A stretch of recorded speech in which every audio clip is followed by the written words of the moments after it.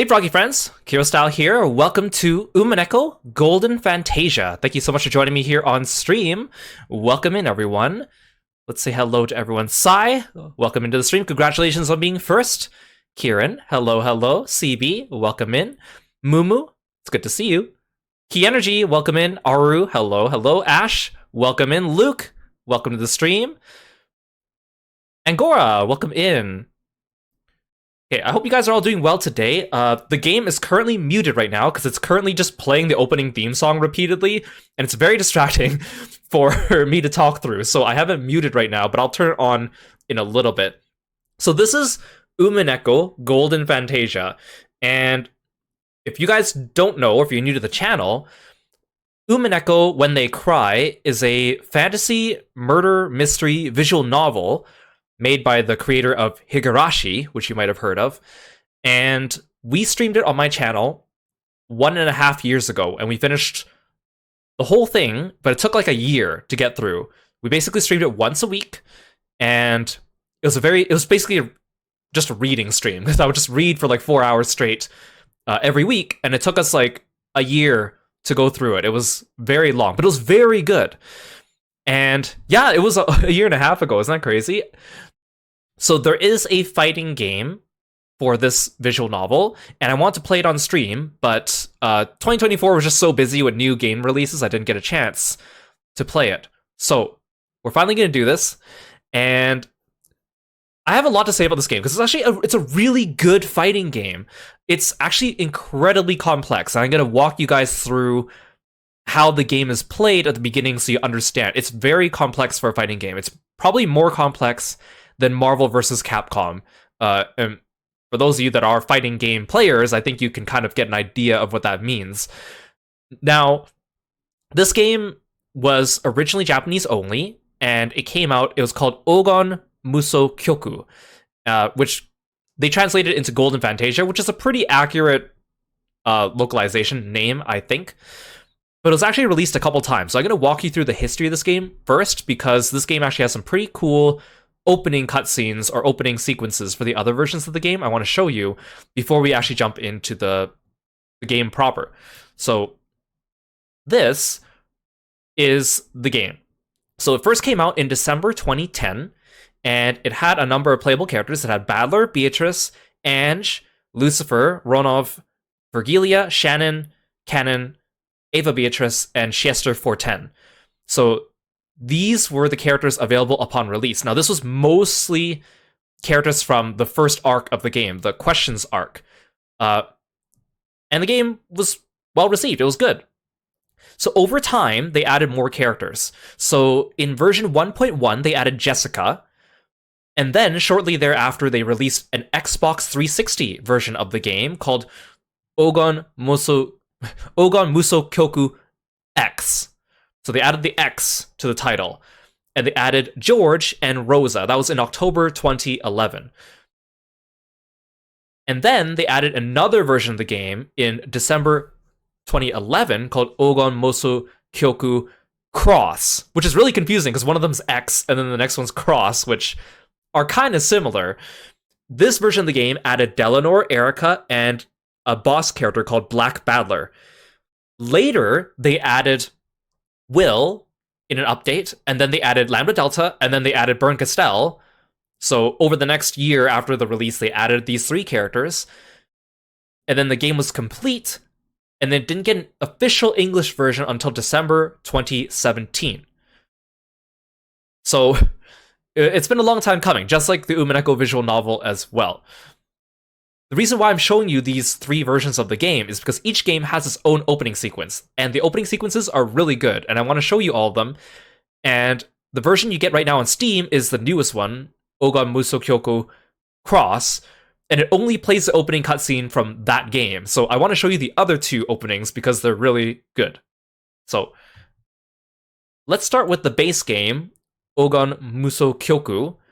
Here is the opening.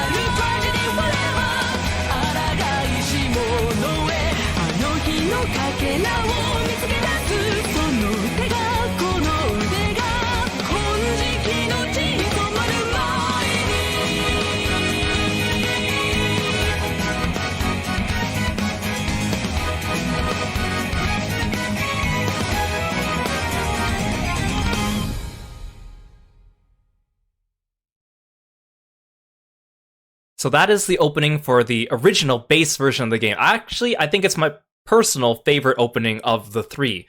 So you can see it features all the characters from the original base game.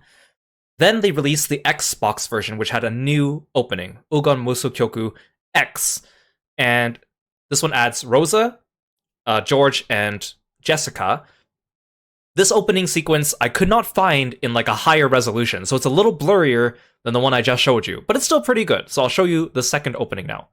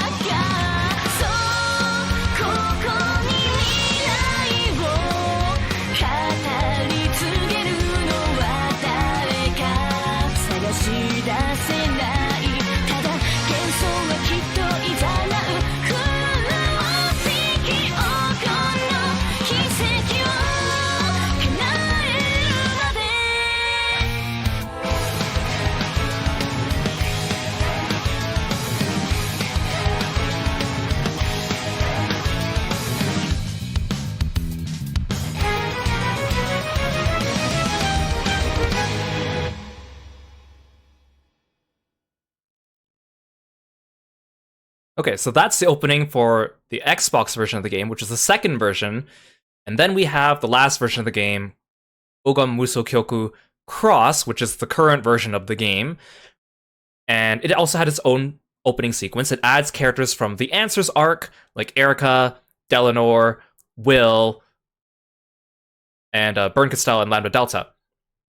So I'll show you the opening for this game. It's actually playing in the background here between these AI matches that are showing off, and then we'll get into the game proper.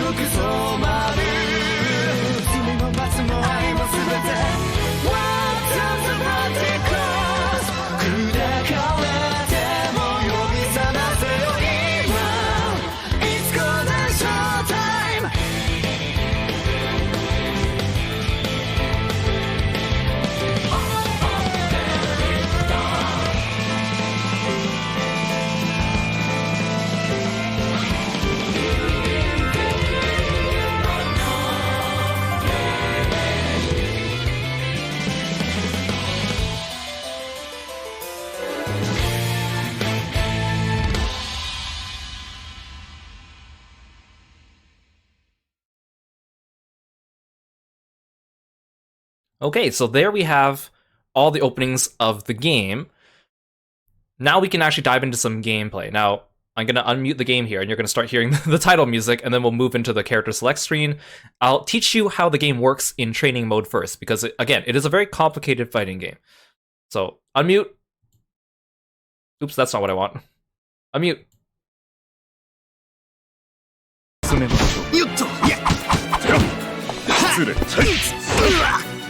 little loud, I'm going to lower it a little. Okay, so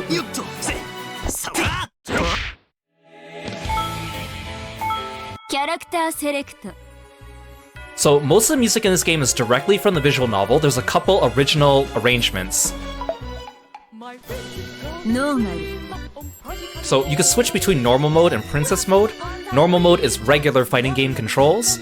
Princess mode is like a simple mode, kind of like how Blaze Blue has like the simple beginner mode or whatever. So the way I'm gonna do this is there are 19 characters in the game, and for each run of the game, we're going to focus on one character so I can show off what they do. Now this is a tag fighting game, so that means that all the characters, you have to choose 2 of them. So we're gonna start with Battler, because obviously he's the main character. And then I'm gonna make his partner Kanon, and I'll explain why later. Kanon. And then we'll fight. Our CPU will be the same characters, just so we can see the palette swaps. I really like the portraits they drew for all the characters here. So, the loading screens for this game are all fan art submitted by fans of the game when it was being developed. So, as you see them, they will be added to the gallery. So, first of all, because it's a tag battle system, you might notice there's only 1 HP bar at the top of the screen for each character. Now, what that means is that every character actually has a separate HP value. Oh my god, Battler, stop sighing. Every character has their own HP value, and your HP bar is the sum of both characters' HP values. So, if you pick 2 characters that have low HP, in total, you're gonna have low HP. Sometimes you can balance this by picking a character with high HP and then a character with low HP to balance it out. It's kind of hard to tell visually because, of course, your health bar is gonna be the same size as your opponent's because it's scaled. Now, if you look at the bottom of the screen, there's this thing that says change, and then it shows Kanon. So, it is a tag fighting game, so if I press a certain button, I will switch characters and you'll see they get swapped to a waiting state. I can't switch characters when they're in a waiting state. But once I do, then I can switch back. So, just like most fighting games, there's a special gauge. So if you look down... Let's switch to Kanon. So if I fight, you can see at the bottom of the screen, there's... Next to Battler, there's a yellow gauge that's filling up. There's 5 little boxes of it. So I filled up 1 gauge. Now if I switch to Battler, if you look underneath Battler, it says number 1, and then one of the wings of the eagle is filled in. That's his gauge. As I attack, I build gauge for my partner, so Kanon's gauge is building up as I attack. I think this is a really cool mechanic because it forces you to make use of switching in a strategic way. You also gain gauge if you take damage as well.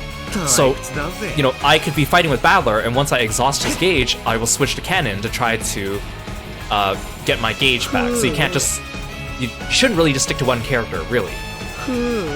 For the sake of training, I'm gonna make my gauge maxed out.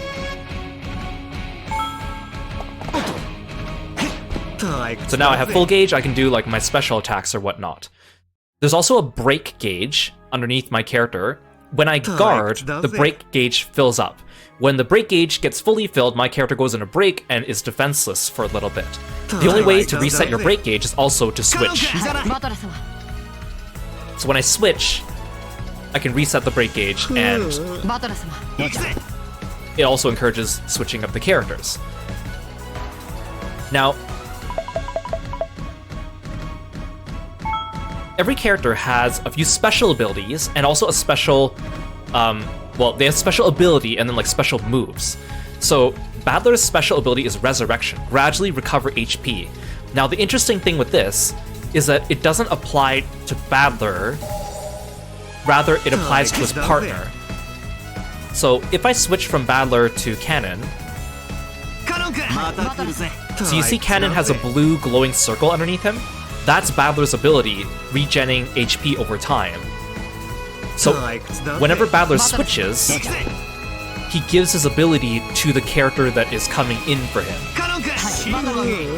Likewise, Kanon does the same thing. So Kanon's ability is Silent Attack, reduces the amount of SP opponent gains from their attacks, or from our attacks. So when I switch Battler, or when I switch Kanon out for Battler, Battler gets a circle underneath him, he has Silent Attack now.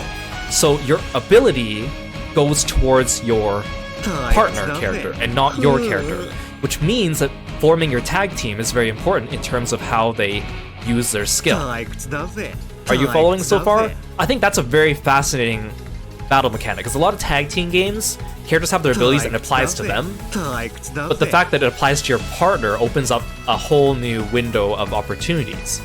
Hey Fate, welcome to the stream, thank you so much for dropping by. The other thing I want to explain to you guys is something called Meta World. So there's a button in this game that activates what we call Meta World, and if you look between the two Battler's portraits on the top of the screen, there's a red gauge. If I press a button, I can basically expend my red gauge. You can see it's depleting, and the background of the game changed.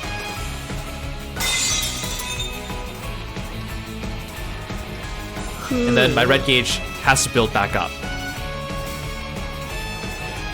What does this do, you might ask? What is the point of the meta world? Well, in Umineko, the visual novel, right, when characters are arguing, there's like a meta world. And so basically, what you're doing is you're arguing. So you do... And so this is my meta world. It does not belong to my enemy. You can see Battler has a circle underneath him. At this point, Battler has both Battler and Kanon's abilities at the same time. He has Resurrection and Silent Attack. So Meta World makes it so your characters have both of each other's abilities at the same time. The other thing this lets you do is it lets you use your ultimate attack. So my ultimate meta attack is the blue truth that pierces all. If I do this, like, nope. I'm gonna change to like easy mode later so I can actually do this. Some of the commands are, because it only lets you use the D-pad, it doesn't let you use the stick. I haven't reconfigured it.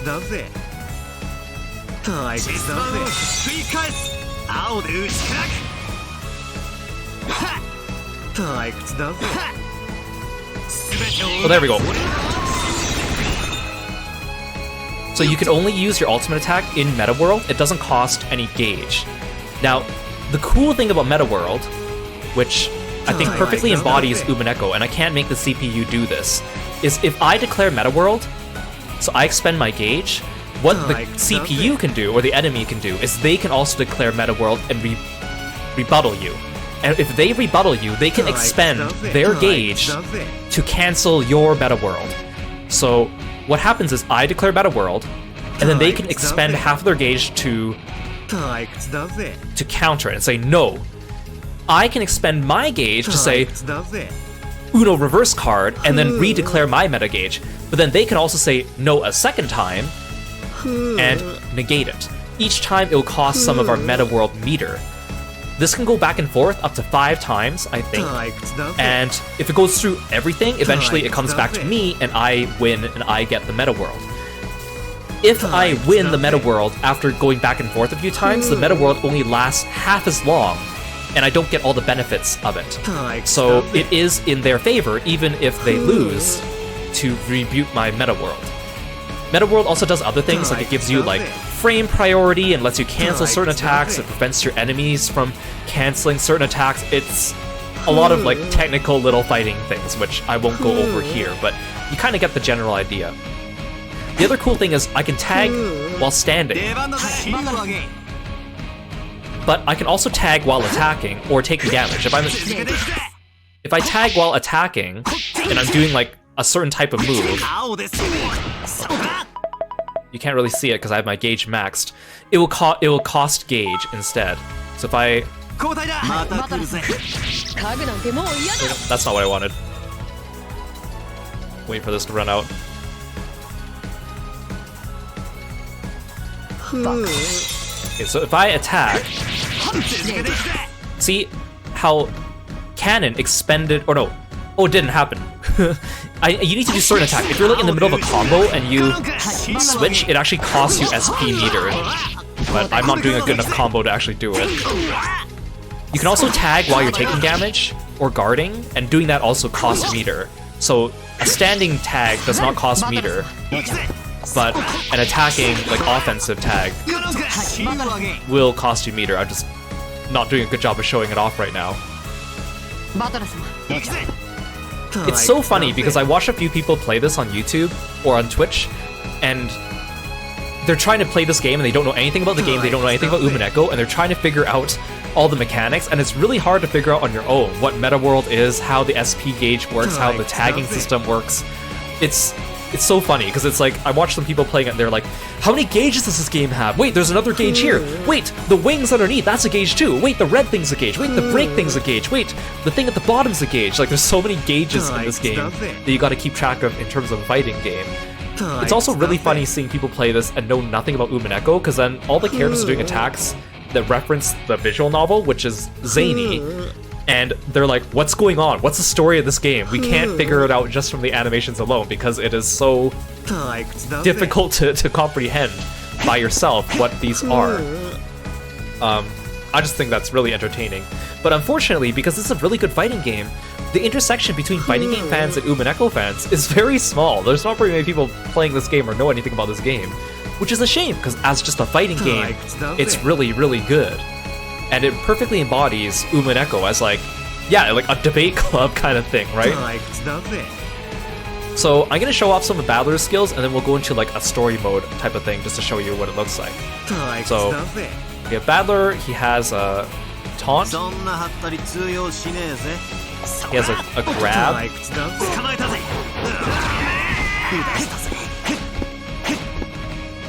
Gonna reset characters.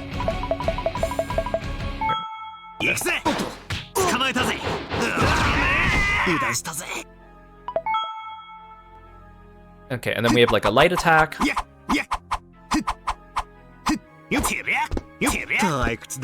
have like a medium attack. I can different versions of it. And then I have a heavy attack.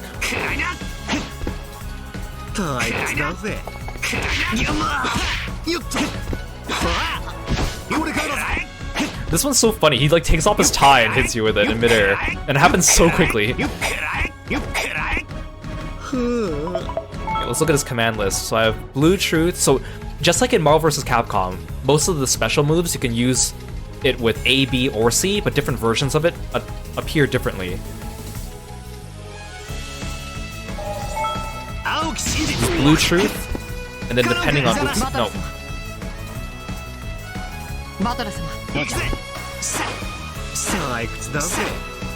Adler, work with me here.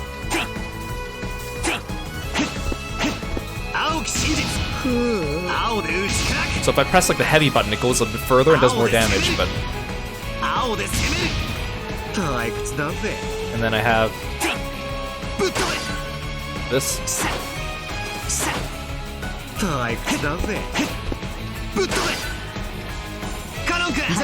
Oh, dang it. I keep pressing the tag button by accident because the tag button is so different than the other games with default setting. I'm so used to tag being like a shoulder button, but it's not.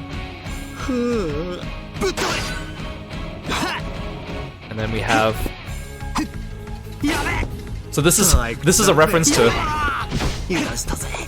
Battler when he's like trying to grope people, which is so funny that they put it into the game like this.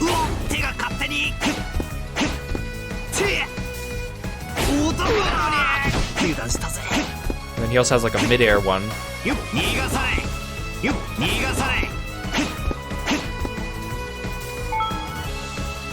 And And then his special is Checkmate by Shocking Truth. God,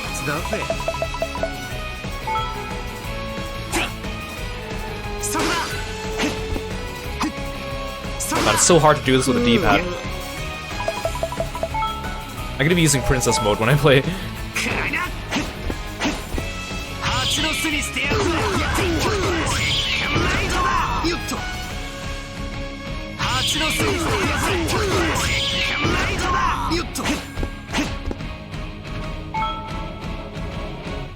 And then his meta is the blue truth that pierces all, which we already saw earlier.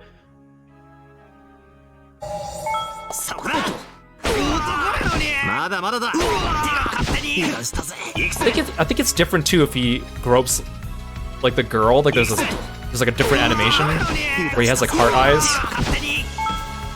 I don't think it's one of these. I thought it's like a special move because he has like a.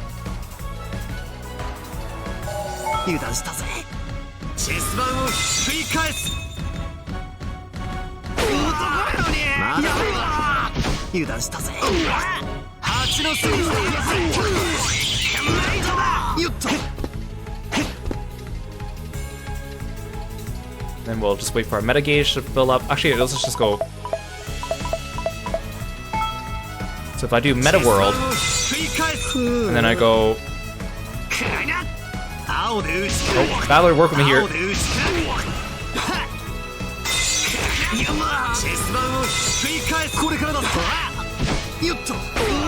Forward or backwards? I think it's backwards.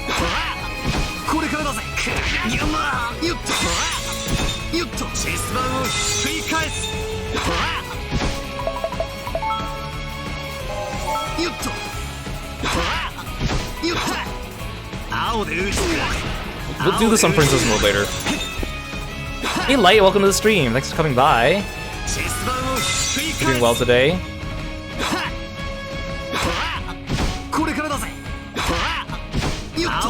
Whatever, I give up. We saw it earlier. So that's like the basics of the game and all the 5 different gauges that you have to deal with. There's also a configuration menu. By default, it's 2 rounds. The HP gauge says 3 bars. Basically, you add the character's HP together and then you multiply it by 3 or 2, depending on which one you set. This game actually is, as a fighting game, it's actually pretty long in terms of HP. Most of the time, if you're fighting with an actual other person, you might get timeouts a lot. And if you get a timeout or like a clock out at the end, it actually shows you like the clock at the end of Umineko ticking down to midnight, which is kind of cool. You can also change the system voice. It's Bernkastel by default, but you can change it by unlocking other ones as well. There's also like a lot of characters that are non-playable here that you can unlock. Like you can get a goat, for example. I think you can get like a seagull. You can get Sakutaro. We have to unlock them though.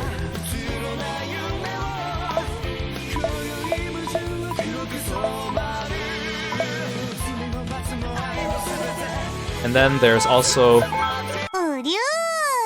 the picture gallery, which as you see the fan arts in the loading screens, they will be added here, as well as any endings you get in arcade mode go here as well.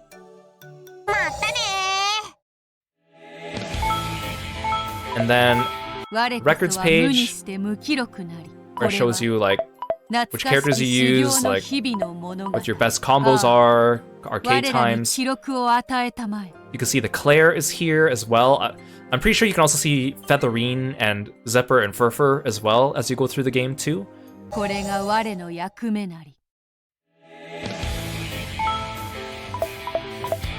so this game has an arcade mode for the story mode. So we're gonna do princess mode. So the way this works, because it's a tag game, is you can pick any combination of characters you want, and you fight through an arcade gauntlet. And if you're on hard mode, at the end you fight the boss, Black Battler. You have to beat the game at least once to unlock him. If you're playing on normal, you don't always fight him at the end.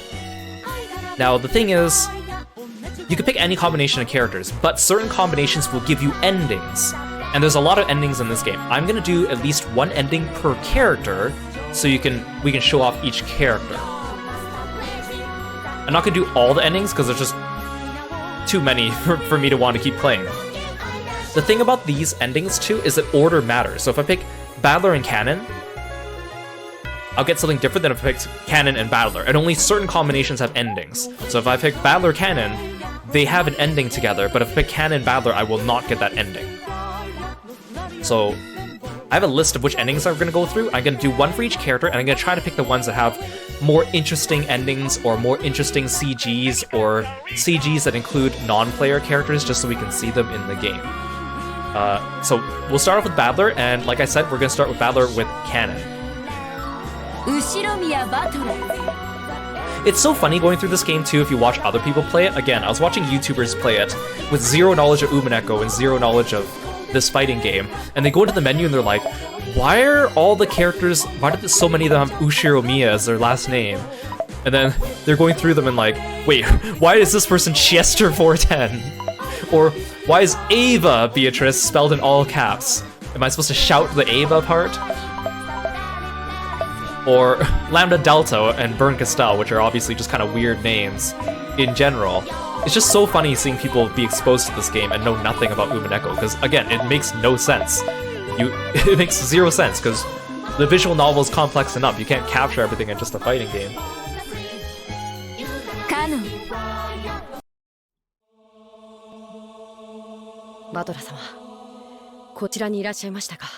So again, you get like special dialogue if you pick certain combinations of characters with certain endings.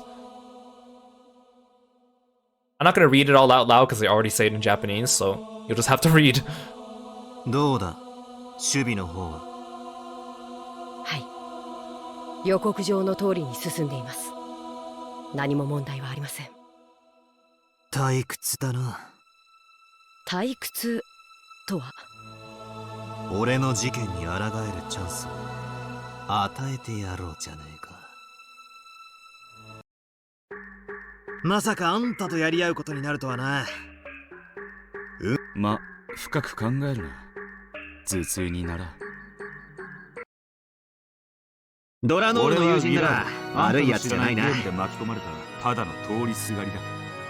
The cool thing is you'll see a lot of characters in the background too. And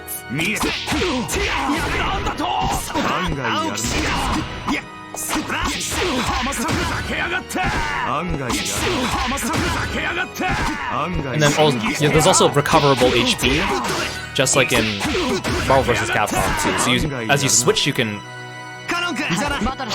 recover the HP, which... And again, we're playing with 3 HP bars, so...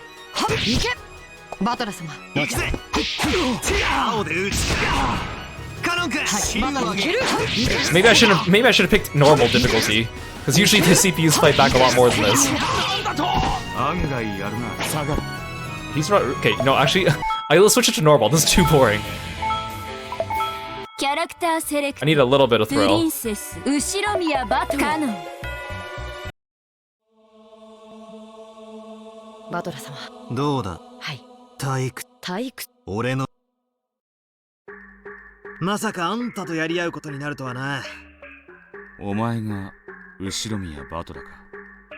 So like, the actual dialogue between the fights is like random, but the cutscenes in the middle are not.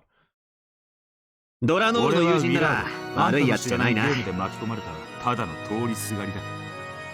first movement. Blitz. Get some SP for Battler.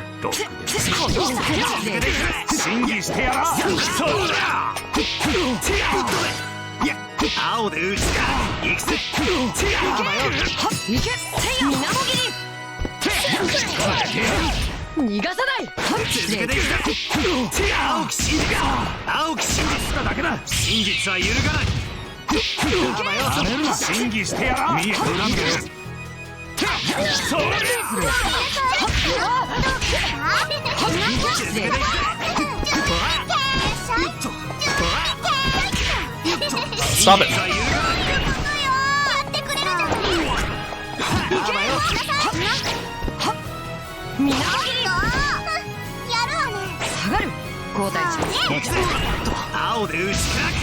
Let's try Meta World.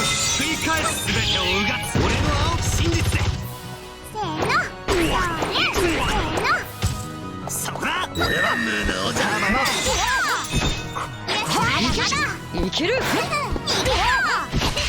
can tell these rounds go on quite a bit because of the triple HP bars.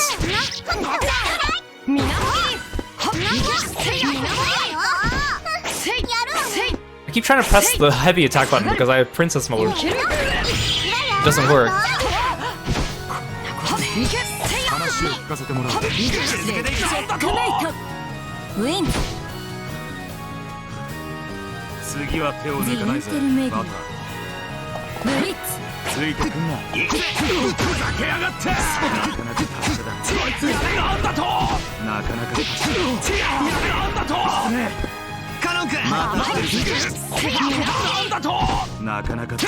These computers really don't fight back even on normal.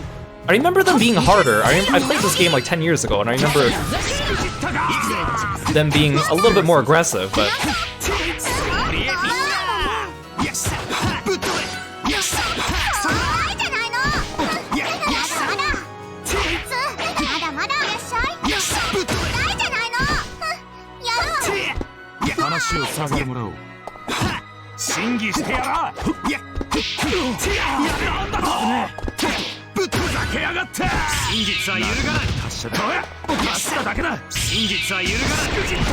Take that. My objection laser.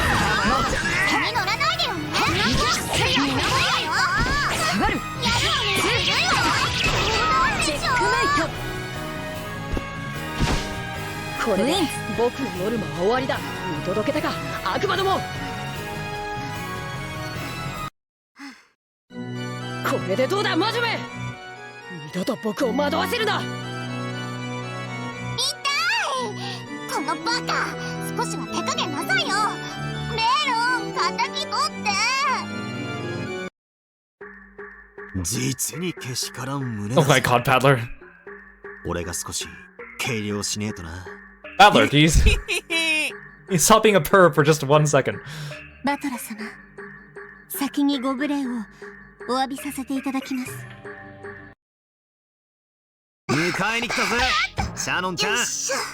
Yeah, Kanon's standing right there as he's saying that to Shannon. Like,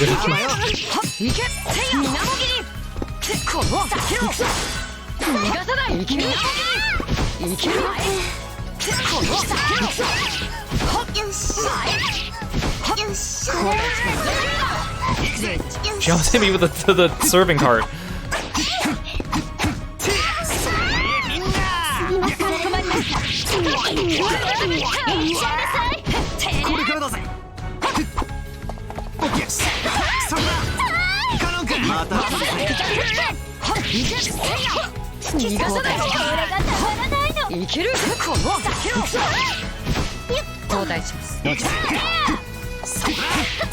Come on, take this.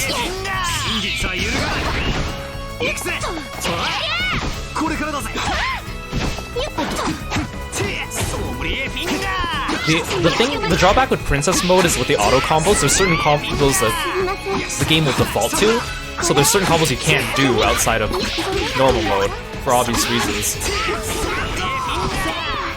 It's not as good as Blaze Blue's easy mode for button inputs, in my opinion.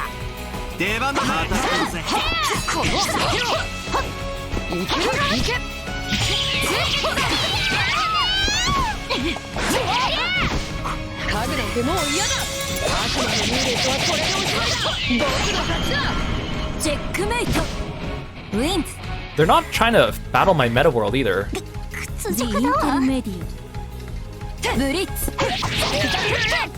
I want to see them. I want to show you guys them arguing in the meta world. You can also choose between simple backgrounds or like the regular backgrounds. The regular backgrounds are animated. The simple backgrounds are not animated. If you don't want to see that, or if your game can't handle it.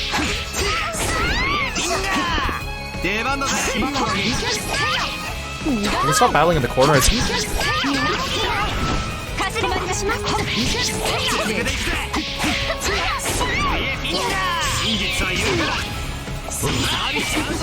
Well, there. Oh, that's the groping attack.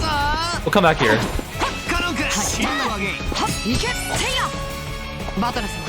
Go. Keep switching by accident. まだまだだ出番だぜ待つわけ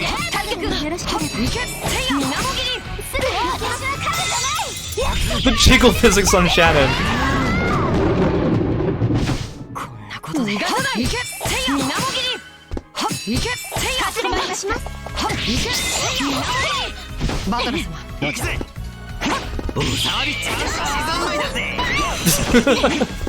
So goofy.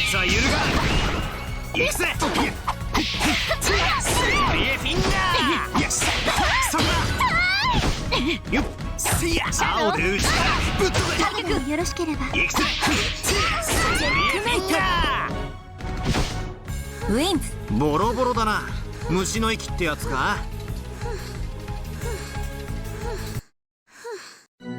あぶねえあぶねえ太ももに見とれるとこだったぜ Badler, please. 見とれてくださったら勝てたかと思うと複雑な気持ちです The thing is, like, you get like the pervert characters in anime and stuff. It's worse when the pervert is the main character. おうか楽しくやろうぜ Yeah, Kanon does not look happy with 言 Badler. うんじゃねえぞ覚悟するに黄金の弓からは誰も逃れられないにダメだバトル表に全然ダメだぜ The third movement. Blitz. 行くぜ青き真実 She's a zoner.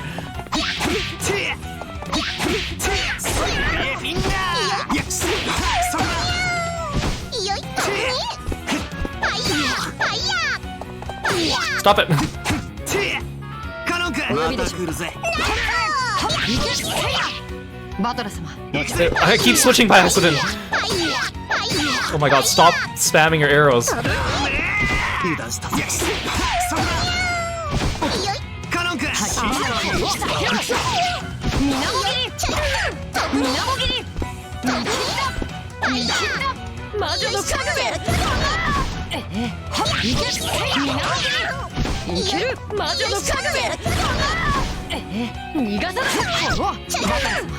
Stop it.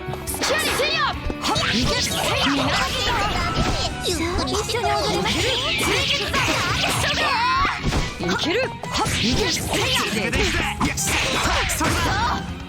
やってくれたわまだまだよ Oh, this is cool. If Ava Beatrice gets stunned, you see her switching between Ava and Ava Beatrice in her animations. Checkmate. Wins. 今度は本気で行くわ Blitz. Hey Vibram, welcome to the stream. Thanks for stopping by today.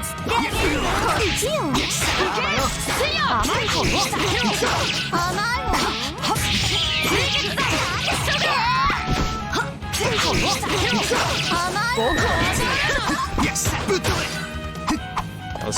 I don't like fighting in this corner because my VTuber model blocks out a lot of the action. あれ青き真実やってくれたわね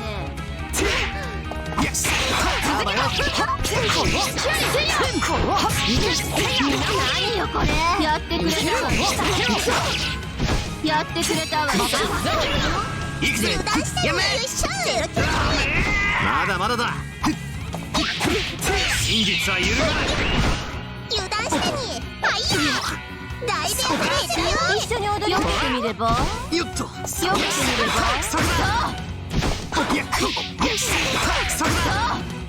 やってくれてみればよっとよくてみれば Stop it. よっと超ダメだわ Checkmate. Wins. 楽しかったぜシエスタの太もも姉ちゃん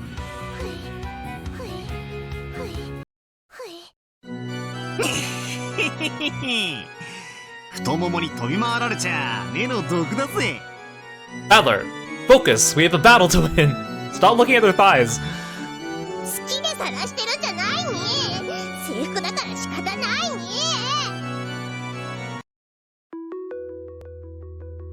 バトラー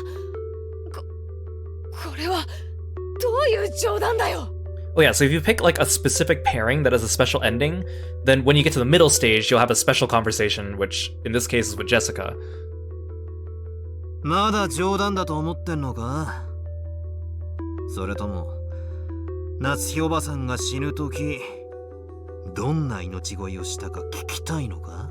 I'll explain this story after we finish, because you might see it's kind of different. てめえ、本当にお前がみんなを。お嬢様、お覚悟を。こたびのゲームはこのような思考でございますので。お前はなんて命乞いするのかな。楽しませろよ、ジェシカ。俺が勝ったらたっぷりと揉みほぐしてやるぜ。いくぜ、フォースムーブでブリッツ。 It's a song that Jessica sang at the school festival. It sounds like a really cute, fun song, but then you realize it's all about like boobs. I was like, oh.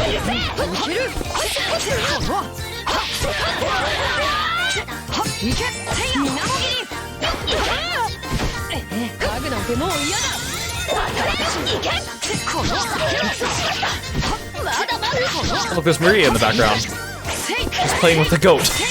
And she has her 00.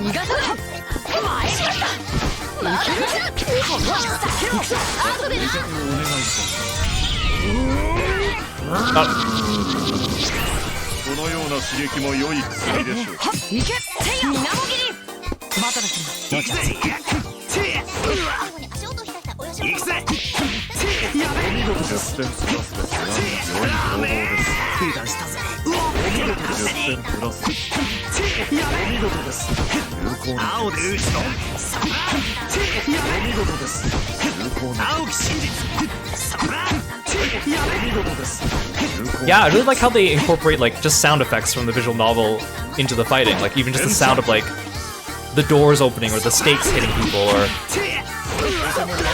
the red truth and stuff. It's pretty cool the way they adapted this into a fighting game. I think it's super creative.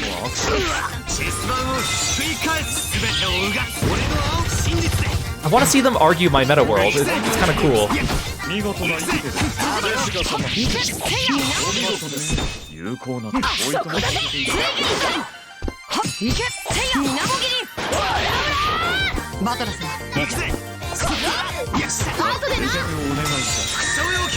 There we go. No, you don't. So you get like really like during like actual fights, you get like really intense moments where like they argue back and forth and they're like, who's gonna get the meta world after this? It's kind of cool. It's a really neat mechanic. I want to end the battle with Battler. If you do like a special type of switch too, it also takes longer to get out of waiting state.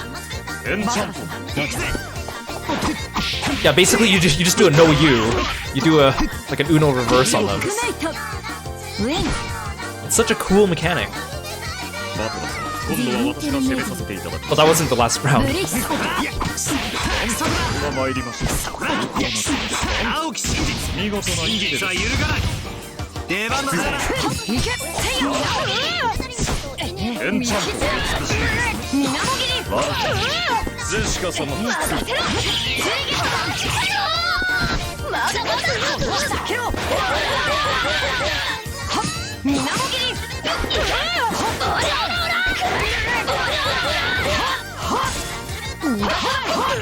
Hey Kev, welcome to the stream, thanks for stopping by.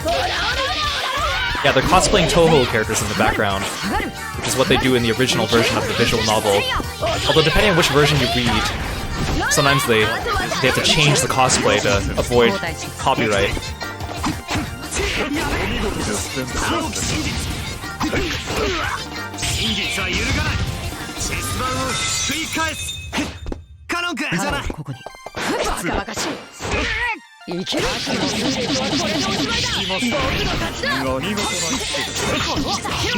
Get over here.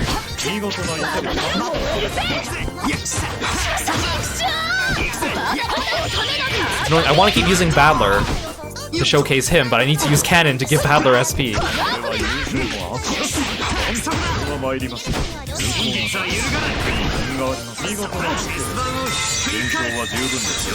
you don't. Oh, dang it. I'm out of juice. So he, like, denied my meta world there.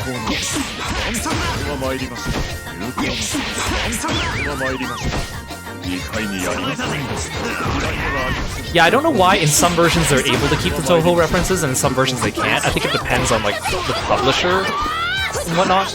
Like, the console versions of these games, for example, don't have the Toho references, like the PS3 visual novel or the Xbox version of this fighting game. I think those are the more stringent ones. なんだお前泣いてやがんのか私は信じないマトラが犯人なんて意外につまらねえ最後だぜもっといい声を聞かせてくれると思ったからな失望だぜジェシカ It's so funny because I picked a story route where Badler is antagonistic, but yet he still has the regular dialogue on regular stages where he's just flirting with everyone, or being a pervert, I guess. It's more accurate. Also, a lot of the Umineko tracks, which are fantastic, take time to ramp up, but because these cutscenes are so short, you don't really get to the good part of the music. 事件をお続けになりますかこれ以上生存者が増えれば必然的に疑われることとなりますが疑うんじゃねえ止めてみろ俺の事件誰か俺を笑わせてみろ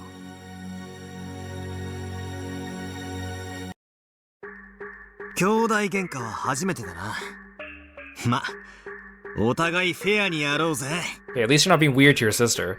それにサインしてはダメ魔女に騙されないで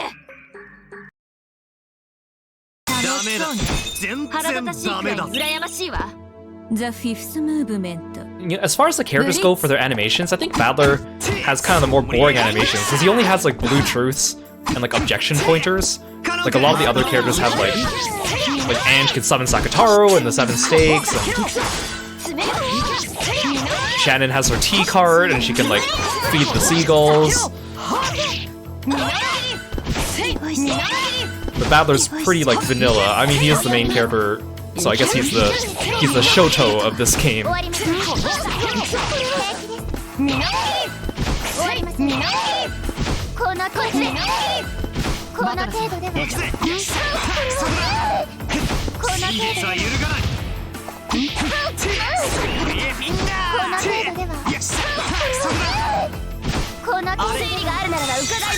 No, you don't. Binga! Oh, ow.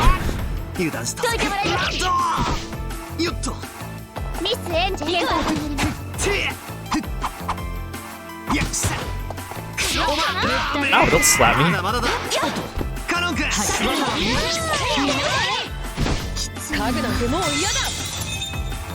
Ooh, this background's cool.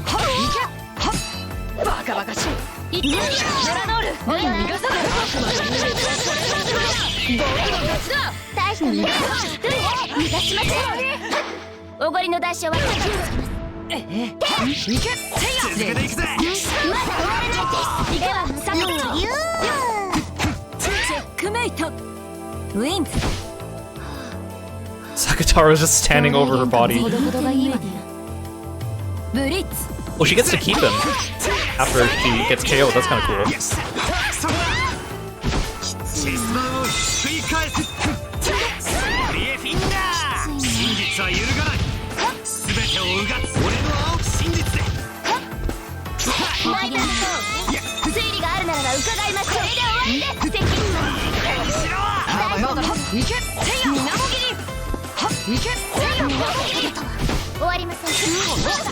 Knock them out of their meta world.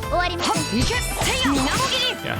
Sakataro's just happily swaying. He's not a real combatant because he's too sweet. Nobody wants to beat up Sakataro. He's got diplomatic immunity.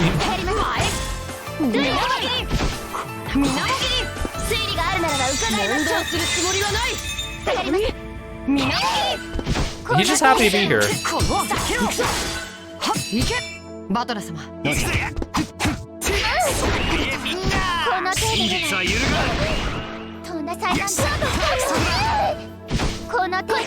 Except for, there's a couple characters that do want to hurt Sakataro, but you know, we'll just ignore them.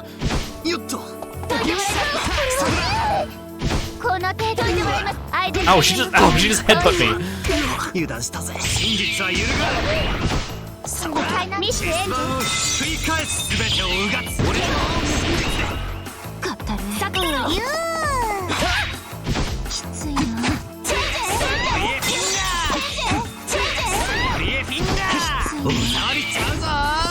Wait, no, Battler, don't do that to your sister.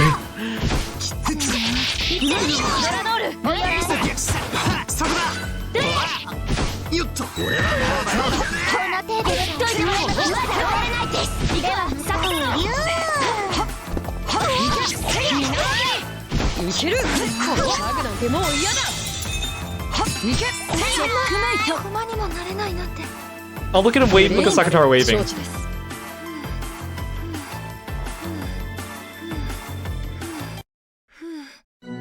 驚きです。まさかあの6歳の女の子は。 So depending on who you have out at the end of the battle, they're the one that does the talking, unless it's a cutscene, like a pre-scripted cutscene. 意味ないわ。相変わらずの6歳扱い。このざまよ。銃なんか向けるなよ。 Wait. やるしかないのか。 Who's that over there? Who's that over there? I like how if you fight a palette swap, the portrait in the dialogue also changes color. 子供の出る幕じゃないの。おとなしく下がってなさい。ここはおばさんに任せて聞いてちょうだい。ローザおばさん。待ちなさい。ザ・シックス・ムーブメント。ブリックス。やめて。行くぜ。やめて。カノン君じゃな。軽率を切り乗らないと。いけ。みなもぎり。いけ。みなもぎり。いけ。みなもぎり。待ちなさい。切りなさい。あ。みなもぎり。くらいなさい。くらいなさい。いけ。みなもぎり。バトルスだ。行くぜ。これからだぜ。やめて。 Rosa, the original Happy Chaos.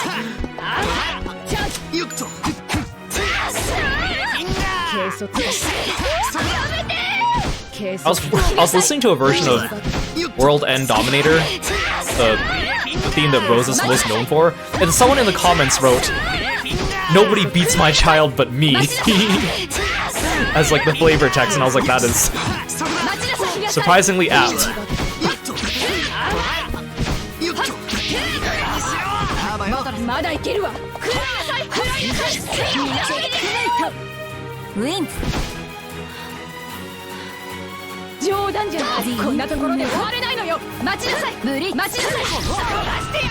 Where did Rosa go? Oh, Kanon versus Kanon. Which one's Kanon?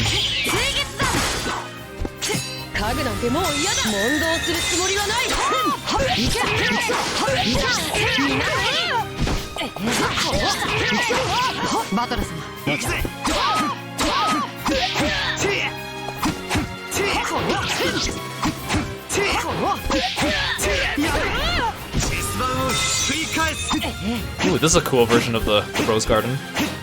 This looks like Rachel's stage in Blaze Blue.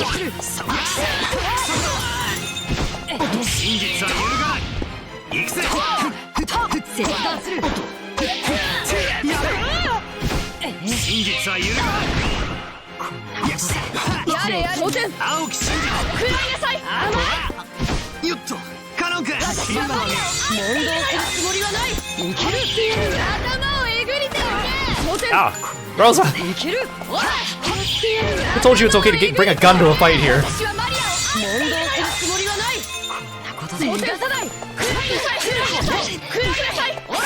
家具なんてもう嫌だ Bye, Rose Garden.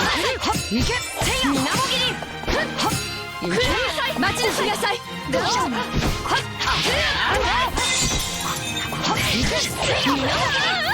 計測変わりましょうまたせいバカだらけだ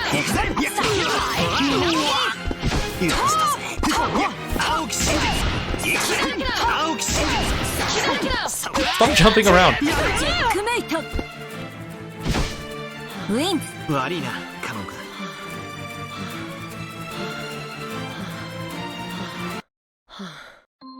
力任せに見えて冷静な勝利。さすがバトラ様だ。褒めすぎだって。適当に拳ぶん回してるだけだぜ。信じたくないけれど、君が犯人だという結論に至った。バトラ君。ようやくかよ。兄貴ならもう少し早く気づいてくれると思ってたぜ。早くから気づいていたさ。でもそれを信じられなかった僕の甘さが犠牲者を増やしてしまった。そんな素振りも見せずにうろたえたふりをして俺を観察してたわけだ。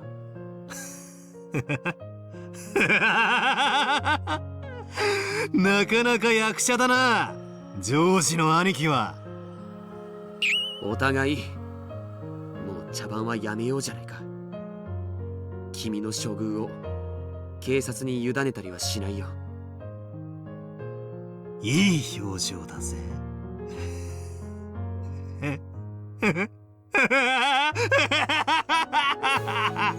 ようやく笑えてきたぜ。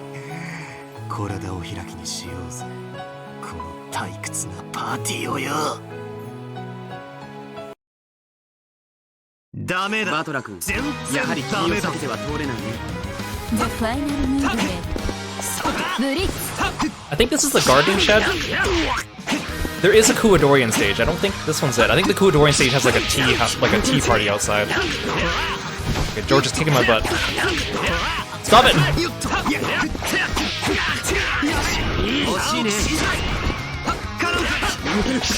Is he my last boss for this story, bro? I think so. いい攻撃油断はいけないな。キロ失礼ですよ。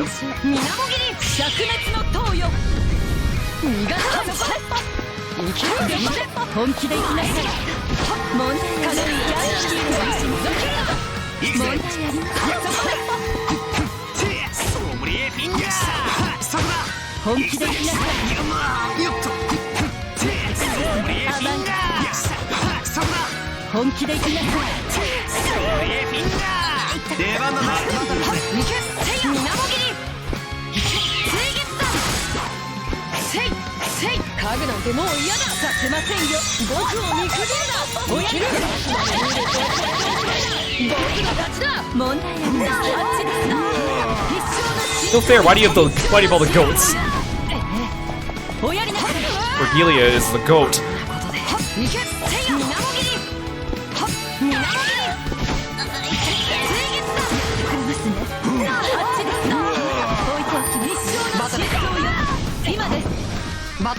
He's also a good ranger. She's goat grandma, you're right.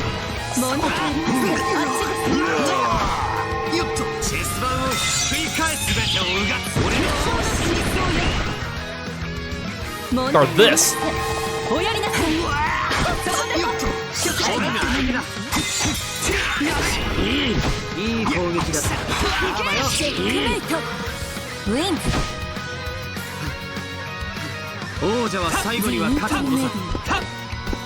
Look at George. Stop jumping around, George. Dang, he's super fast. Get rejected, George.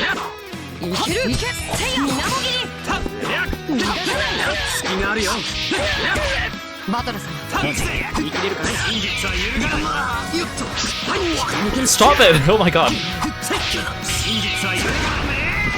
真実は揺るがないチェス盤をその手は想定済みだ僕としたことで気が抜ける捕まえたよまだまだだ僕の覚悟をぶつけよう僕の真理を感じてもらおうか Dang it! 体力暴力 His special's a counter. Oh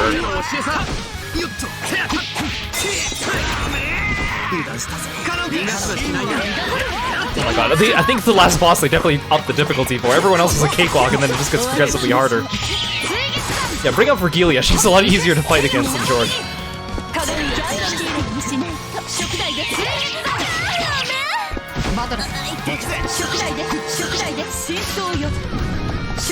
Stop it!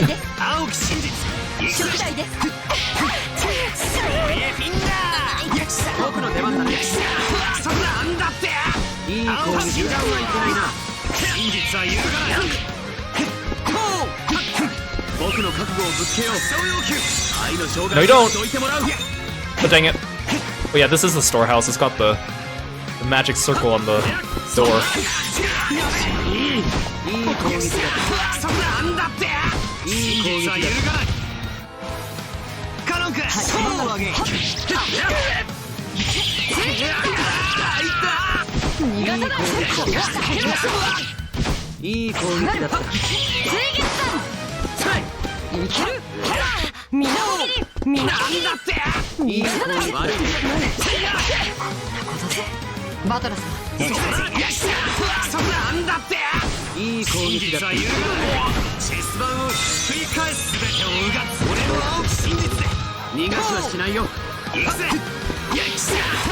Yes, take that, George.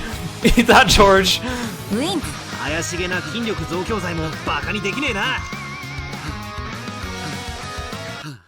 Oh, he put up a good fight. わからない。どうして君がこんなことをしなくちゃならないんだ。俺に反抗が可能だった。ただそれだけの物語だぜ。君が何を言ってるのかわからない。君に反抗が可能だとて、君に反抗を犯すどんな理由が必要性があるっていうんだ。動機なんて本格ミステリーには必要ねえんだぜ。ただ俺に反抗が可能ならば俺は犯人であり得る。俺はそんな可能性のうちの一つでしかない。君は何を言っているんだ。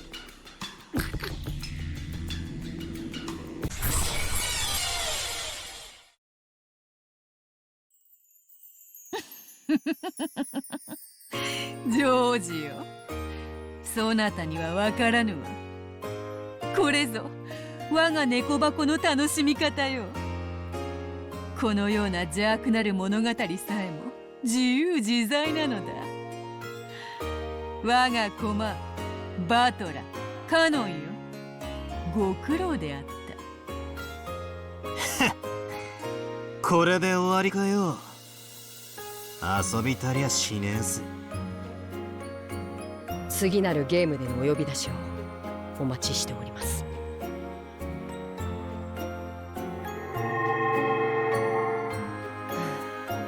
このような一人遊びも虚しいものよ。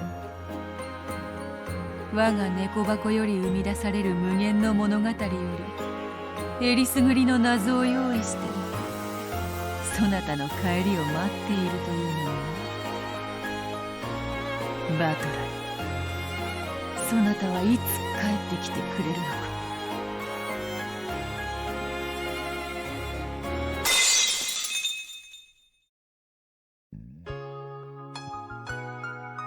So I have to explain why I picked that specific ending, because as you can see, it was like villainous battler ending.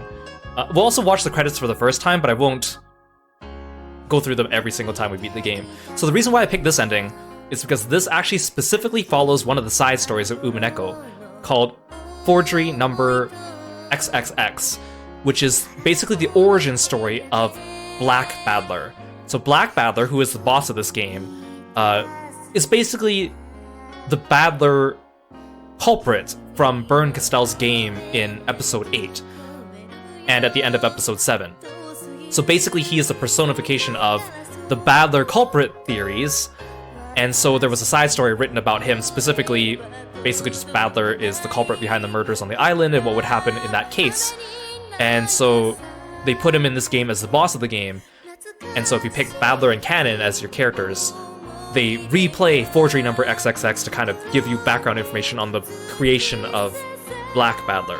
Most of the other endings in this game are like lighthearted and fun, and none of the other ones follow any of the side stories in Umineko. This is the only one, but I want to start it off just to introduce you to the creation of Black Battler, basically. Hey Lork, welcome to the stream. Thanks for stopping by. It's good to see you. Yeah, because I guess this is the first time for some of you to hear the characters' voices as well, because when we played it on stream, I voiced all the characters, but of course if you play the PS3 version of the game, or if you patch it, mod it into the PC version, you can get all the original Japanese voices from the PS3 version of the game.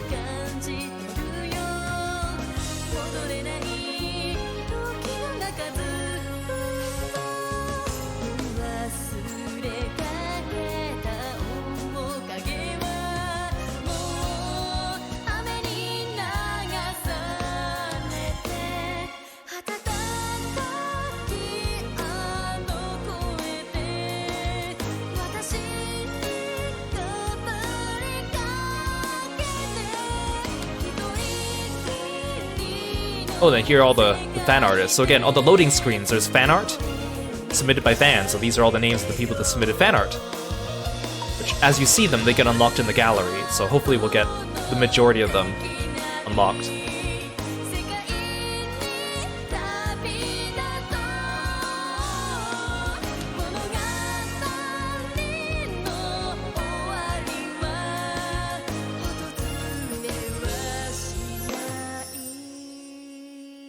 The witch hunt instead of the witch hunt.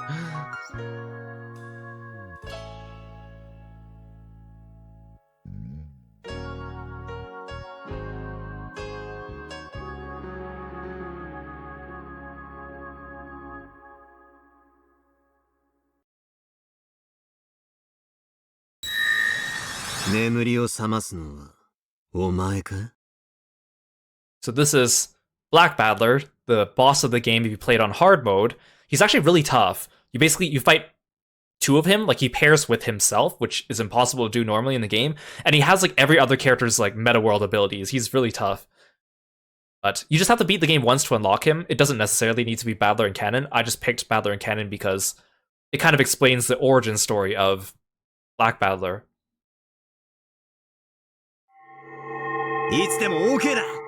Oh yeah, and if you beat the game with a certain character in the lead, you also unlock them as a system voice.